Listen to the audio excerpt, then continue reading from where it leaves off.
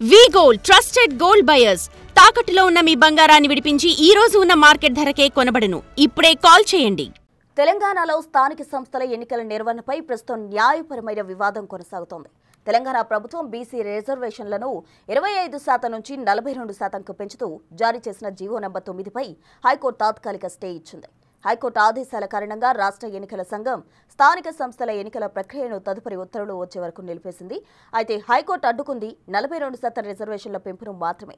కాబట్టి పాత విధానంలో స్థానిక సంస్థల ఎన్నికలు నిర్వహించుకునే వీలు రాష్ట్ర ప్రభుత్వానికి ఉంటుందని హైకోర్టు తన ఆర్డర్ కాపీలో స్పష్టంగా తెలిపింది. ఓపెన్ కేటగిరీలో సీట్లను నోటిఫై చేసి దామాషా ప్రకారం ఎన్నికలు నిర్వహించుకోవచ్చని హైకోర్టు తెలిపింది. ఇప్పుడు ఎన్నికల నిర్వహణపై రాష్ట్ర ప్రభుత్వం నిర్ణయం తీసుకోవాల్సి ఉంటుంది. ప్రభుత్వం 42% రిజర్వేషన్స్తోనే ఎన్నికలకు వెళ్లాలని నిర్ణయం తీసుకుంటే ఎన్నికలు ఇప్పట్లో జరిగేలా లేవు. లేదంటే హైకోర్టు సూచనకు లోబడి పాత విధానంలో ఎన్నికలు నిర్వహిస్తుందా అనేది ఇప్పుడు సర్వత్రా ఆసక్తిగా మారింది.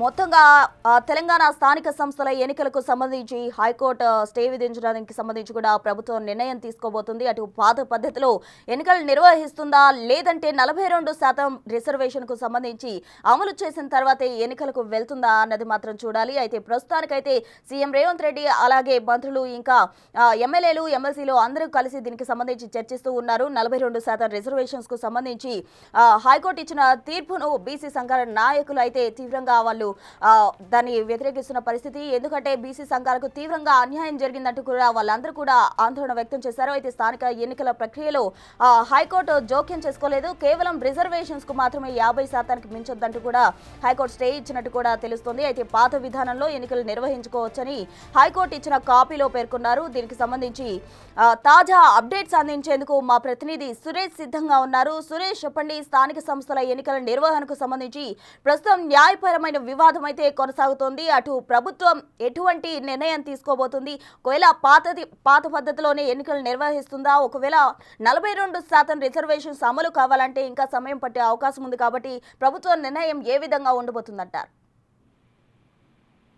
హైకోర్టు స్టేకి సంబంధించి ఆర్డర్ కాపీని అర్ధరాత్రి అప్లోడ్ చేయడం జరిగింది. దానిలో చాలా క్లియర్ గా అంశాలు హైకోర్టు వెల్లడించడం జరిగింది. అయితే ఆ పాత పద్ధతిలోనే ఎన్నికలకు వెళ్ళొచ్చు అని చెప్పేసి కూడా చెప్పడం జరిగింది. మేము ఎన్నికల ప్రక్రియలో ఎక్కడా జోక్యం చేసుకోలేదు అని చెప్పేసి కూడా స్పష్టం చేస్తూ ఆ జీవో, ప్రభుత్వం తీసుకొచ్చిన జీవో 9, 41, 42కు సంబంధించి వాటిపైనే స్టే ఇచ్చాము అని చెప్పేసి కూడా చెప్పడం జరిగింది. అయితే 50% కంటే ఎక్కువ రిజర్వేషన్లు మించొద్దు అని చెప్పేసి కూడా సుప్రీంకోర్టు తీర్పులు ఉన్నాయి. కాబట్టి దాన్ని పరిగణలోకి తీసుకొని మధ్యంతర ఉత్తర్వులు జారీ చేశామని చెప్పేసి కూడా చెప్పడం జరిగింది. అయితే హైకోర్టు ఒక జడ్జిమెంట్ ని ప్రస్తావించడం జరిగింది.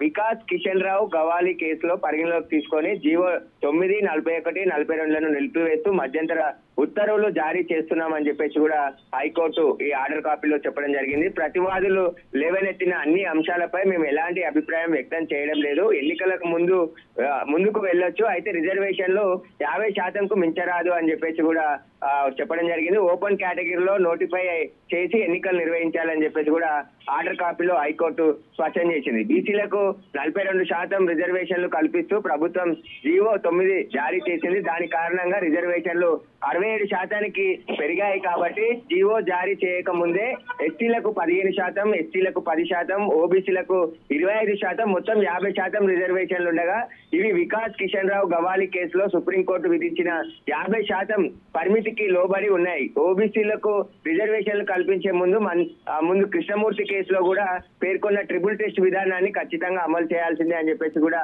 హైకోర్టు చెప్పడం జరిగింది. ట్రిపుల్ టెస్ట్ కు అనుగుణంగానే రాష్ట్రంలో వెనుకబడిన వర్గాలపై సర్వే నిర్వహించడానికి ప్రత్యేక కమిషన్ ఏర్పాటు చేసి కమిషన్ నివేదిక ఆధారంగా రిజర్వేషన్లు కల్పించినట్లు కూడా రాష్ట్ర ప్రభుత్వం హైకోర్టులో వాదనలు వినిపించడం జరిగింది. ఎస్సీ, ఎస్టీ, బీసీలకు 50% పరిమితి అనేది కఠినమైన నియమం కాదని సవరించుకునే ఆ వెసులుబాటు కూడా ప్రభుత్వానికి ఉందని చెప్పేసి కూడా వాదనలు వినిపించారని చెప్పేసి కూడా ఆర్డర్ కాపీలో పేర్కొనడం జరిగింది. అయితే ఈ వాదనను సమర్థిస్తూ ఇందిరా సహాని జనహిత అభియాన్ కేసులకు ప్రస్తావిస్తూ ఆర్థికంగా వెనుకబడిన వారికి 10% రిజర్వేషన్లు కల్పించిన విషయాన్ని కూడా మా దృష్టికి ప్రభుత్వ న్యాయవాదులు తీసుకొచ్చారని చెప్పేసి కూడా చెప్పడం జరిగింది. ఎంఆర్ బాలాజీ కేసులో 50% నుంచి పరిమితి తప్పనిసరి కాదని వెనుకబడిన ఈశాన్య రాష్ట్రాల వంటి ప్రాంతాలకు ప్రత్యేక పరిస్థితితో మినహాయింపులు ఇవ్వచ్చు అని చెప్పేసి సుప్రీంకోర్టు పేర్కొందని చెప్పేసి కూడా వాదనలు వినిపించారని చెప్పేసి కూడా ఆర్డర్ కాపీలో చెప్పడం జరిగింది. ఇక ఏదైతే రాజ్యాంగంలోని అధికరణ 243 ప్రకారం సెప్టెంబర్ 29 ఎన్నికల సంఘం జారీ చేసిన ఎన్నికల ప్రక్రియలో జోక్యం చేసుకోలేదని చెప్పేసి కూడా హైకోర్టు స్పష్టంగా ఈ ఆర్డర్ కాపీలో చెప్పడం జరిగింది. పాత పద్ధతిలో ఎన్నికలకి వెళ్ళొచ్చు, ఎన్నికలు నిర్వహించుకోవచ్చు అని చెప్పేసి కూడా హైకోర్టులో ఆర్డర్ కాపీలో హైకోర్టు స్పష్టంగా చెప్పింది. కాబట్టి ఇప్పుడు ప్రభుత్వం ఎట్టి పరిస్థితుల్లో 42% రిజర్వేషన్ తోనే ఎన్నికలకు వెళ్లాలని నిర్ణయం తీసుకుంది. బీసీ సంఘాలు కూడా ఈ నెల 14న బంద్కు పిలుపునిచ్చాయి.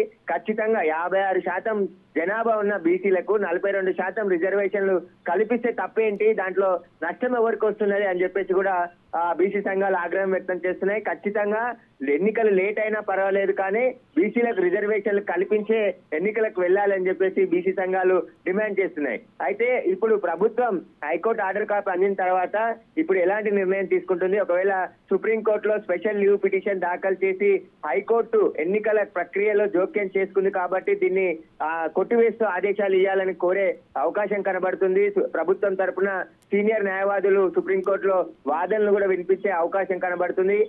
ప్రభుత్వం అన్ని నిబంధనల ప్రకారమే సర్వే చేసి కులగణన చేసి ఏ కులంలో ఎంత జనాభా ఉన్నారో వారికి సంబంధించిన పూర్తి ట్రిపుల్ టెస్ట్ కూడా నిర్వహించి కమిషన్ నివేదిక ఆధారం తర్వాతే 22 నెలల పాటు ఎక్సైజ్ చేసిన తర్వాత ఈ జీవోని తీసుకొని రావడం జరిగింది. చట్ట సవరణ కూడా అసెంబ్లీలో చేసి గవర్నర్ కు ఆర్డినెన్స్ పంపించడం జరిగింది. గవర్నర్ దగ్గర పెండింగ్ ఉండడంతోనే మళ్ళీ జీవోని తీసుకొని రావడం జరిగింది. ఈ జీవో రాజ్యాంగబద్ధంగా అయినటువంటి జీవో, దీన్ని తప్పుపట్టాల్సిన అవసరం లేదు అని చెప్పేసి కూడా న్యాయవాదులు చెప్తున్నారు. కాబట్టి ఇప్పుడు ప్రభుత్వం ఏం చేయబోతుంది అనేది ఉత్కంఠగా మారింది. ఖచ్చితంగా బీసీలు మాత్రం 42% రిజర్వేషన్లు అమలు చేసే ఎన్నికలకు వెళ్ళాలని చెప్పేసి కూడా స్పష్టంగా చెప్తున్నారు. 6 నెలలైనా లేట్ అయినా పర్వాలేదు కానీ ఎన్నికలు మాత్రం బీసీ రిజర్వేషన్ కు సంబంధించిన రిజర్వేషన్ అమలు చేసి 42% అందరికీ ఏదైతే బీసీ జనాభా ఉందో వారిని మాత్రమే పోటీ చేసే విధంగా ఎన్నికలు నిర్వహించాలని చెప్పేసి కూడా కోరుతున్నారు. కాబట్టి ప్రభుత్వం కూడా బీసీ రిజర్వేషన్లకు అనుకూలంగా ఉండి ఎక్సైజ్ చేసింది కాబట్టి ఖచ్చితంగా బీసీ రిజర్వేషన్లతోనే ఎన్నికలకు వెళ్తుందా లేదంటే పార్టీ పరంగా రిజర్వేషన్ కల్పించి ఎన్నికలకు వెళ్తుందా అనేది కూడా స్పష్టంగా తెలియాల్సింది. ప్రస్తుతం అయితే ప్రభుత్వం ఈ ఆర్డర్ కాపీ పైన సుప్రీంకోర్టుకి వెళ్లి స్పెషల్ లీవ్ పిటిషన్ వేసి ప్రభుత్వం తరపున వాదనలు వినిపించే ప్రయత్నం చేసే అవకాశం ఉంది. ఒకసారి ఎన్నికల ప్రక్రియ ప్రారంభమైన తర్వాత హైకోర్టు జోక్యం చేసుకునే అవకాశం లేదు. సుప్రీంకోర్టు ఆర్డర్స్ ఉన్నాయి.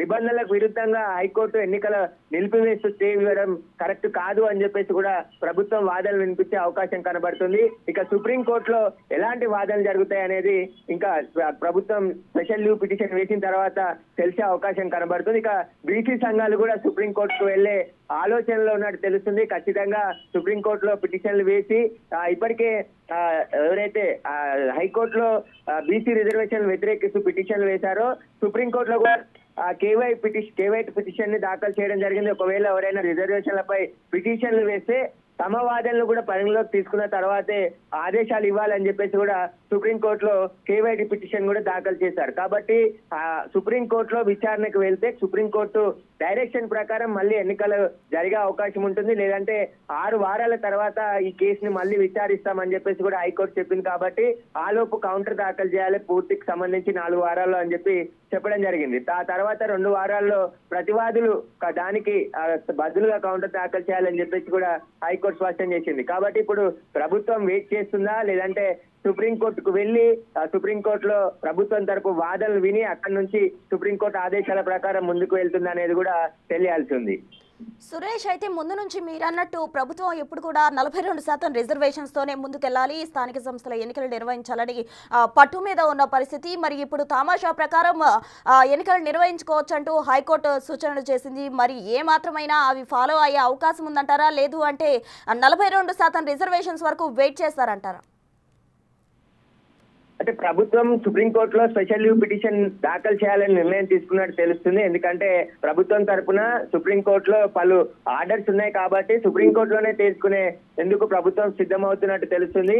బీసీలు కూడా ఖచ్చితంగా 42% రిజర్వేషన్ కల్పించిన తర్వాత ఎన్నికలు వెళ్ళాలి. ఎన్నికలకు లేట్ అయినా పర్వాలేదు అని చెప్పేసి కూడా బీసీ సంఘం నాయకులు చెప్తున్నారు. ఎందుకంటే న్యాయబద్ధంగా బీసీలకు రావాల్సిన వాటాన్ని అడ్డుకుంటున్నారు, నోటికాడి ముద్దను లాగేసుకుంటున్నారు అని చెప్పేసి కూడా చెప్తున్నారు.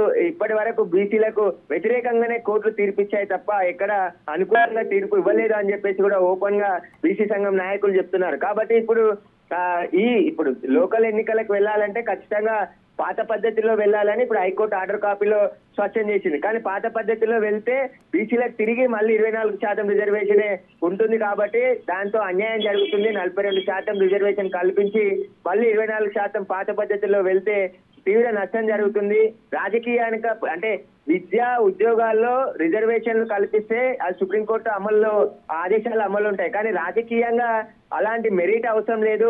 ఎవరైనా చదువు రాని వారైనా చదువు వచ్చిన వారైనా ఎలాంటి వారైనా రాజ్యాంగబద్ధంగా ఎన్నికల్లో పోటీ చేసి గెలిపించే అవకాశం పొందే అవకాశం కూడా రాజ్యాంగంలో ఉంది అని చెప్పేసి కూడా నిన్న ఆర్ కృష్ణయ్య బీసీ సంఘం నాయకుడు మాట్లాడుతూ చెప్పడం జరిగింది. చదువు రాని వాళ్ళైనా కూడా ఎన్నికల్లో పోటీ చేయొచ్చు. ఇది రాజకీయంగా వెనుకబడిన వారికి మాత్రము ఈ బీసీ రిజర్వేషన్లకు సంబంధించి లబ్ధి చేకూరుతుంది తప్ప ఇక్కడ ఎవరికి ఎలాంటి నష్టం జరగదు. ఎన్నికల కొద్ది శాతం ఉన్న వారి కోసం 56% ఉన్నటువంటి బీసీలకు అన్యాయం జరిగితే చూస్తూ ఊరుకోము. తెలంగాణ కంటే తీవ్ర స్థాయిలో బీసీలు ఉద్యమం జరుగుతుంది. ఆ ఉద్యమం ద్వారానే మళ్ళీ మేము ఆ బీసీ రిజర్వేషన్ సాధించుకుంటామని చెప్పేసి కూడా బీసీ సంఘాలు ఆగ్రహం వ్యక్తం చేస్తున్నాయి. తెలంగాణ వ్యాప్తంగా నిన్నటి నుండి నిరసనలు చేస్తున్నారు. మంగళవారం రోజు బంద్కు పిలిపించారు కాబట్టి పెద్ద ఎత్తున ప్రభుత్వం కూడా బీసీ రిజర్వేషన్ కి అనుకూలంగా ఉంది కాబట్టి బంద్కు సహకరించాలని చెప్పేసి బీసీ సంఘం నాయకులు కోరడం జరిగింది. అన్ని పార్టీలు కూడా అసెంబ్లీలో మద్దతు తెలిపాయి కాబట్టి మేము జరపబోయే బంద్కు కూడా మద్దతు ఇవ్వాలి అన్ని పార్టీలు అని చెప్పేసి కూడా బీసీ సంఘం జాతీయ నేత ఆర్ కృష్ణయ్య నిన్న పిలుపునివ్వడం జరిగింది.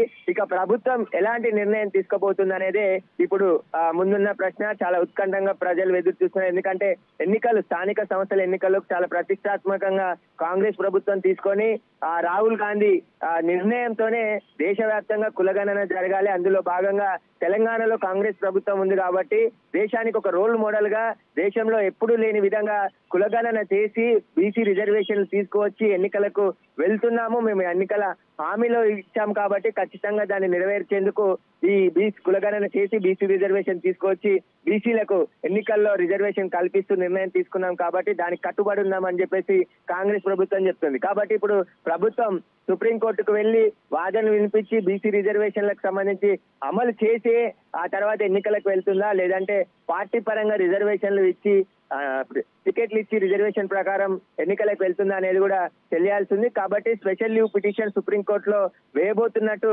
తెలుస్తుంది. కాబట్టి అక్కడ సుప్రీంకోర్టులో వాదనలు విన్న తర్వాత సుప్రీంకోర్టు డైరెక్షన్ ప్రకారమే ఎన్నికలు జరిగే అవకాశాలు ఎక్కువగా కనబడుతున్నాయి. సుప్రీంకోర్టులో వేసే లీవ్ పిటిషన్లో ఏ అంశాలు ప్రస్తావించే అవకాశం ఉందంటారు? ఇప్పటి వరకు కూడా న్యాయ నిపుణులతో కావచ్చు, పలువురు నిపుణులతో అటు సీఎం రేవంత్ రెడ్డి కావచ్చు, మంత్రులు కావచ్చు, అందరూ కూడా దీనికి సంబంధించి చర్చించడం జరిగింది. నిపుణుల సలహాలు కూడా తీసుకోవడం జరిగింది. మరి లీవ్ పిటిషన్లో ఏ అంశాలను ప్రస్తావించే అవకాశం ఉందంటారు? ఇక్కడ ప్రధానంగా ఎన్నికల ప్రక్రియ ఏదైతే హైకోర్టు వాదనలకు ముందే స్టే విధించక ముందే ప్రారంభమైంది. షెడ్యూల్ విడుదల చేశారు, తర్వాత నోటిఫికేషన్ విడుదల చేశారు, నామినేషన్లు కూడా 9వ తేదీన స్వీకరించేశారు. ఎన్నికల రిటర్నింగ్ అధికారులు ఏ జిల్లాకి ఆ జిల్లా అధికారులు నోటిఫికేషన్ విడుదల చేసి నామినేషన్ స్వీకరించిన తర్వాత ఒకసారి ఎన్నికల ప్రక్రియ ప్రారంభమైనాక హైకోర్టులు జోక్యం చేసుకోవద్దని సుప్రీంకోర్టు గతంలో ఆదేశాలున్నాయి, తీర్పులున్నాయని చెప్పేసి కూడా ప్రభుత్వం మొదటి నుండి వాదిస్తుంది. దానికి విరుద్ధంగా హైకోర్టు ఎన్నికల ప్రక్రియ ప్రారంభమైన తర్వాత జోక్యం చేసుకొని ప్రభుత్వం తీసుకొచ్చిన స్టే పైన స్టే ఇవ్వడం జరిగింది. జీవో పైన ఈ స్టే కారణంగా ఎన్నికలు ఆగిపోయాయి కాబట్టి ఎన్నికల ప్రక్రియలో హైకోర్టు జోక్యం చేసుకోవద్దు, నిబంధనలకు విరుద్ధంగా హైకోర్టు జోక్యం చేసుకుందనే సుప్రీంకోర్టులో స్పెషల్ లీవ్ పిటిషన్ ద్వారా ప్రభుత్వం వాదనలు వినిపించే అవకాశం కనబడుతుంది. ఆ వాదనల తర్వాత సుప్రీంకోర్టు ఏదైనా ఆర్డర్స్ ఇస్తే ఆ ప్రకారం డైరెక్షన్ లో ఎన్నికలకు వెళ్లే అవకాశం ఉంది. Right, thank you Suresh.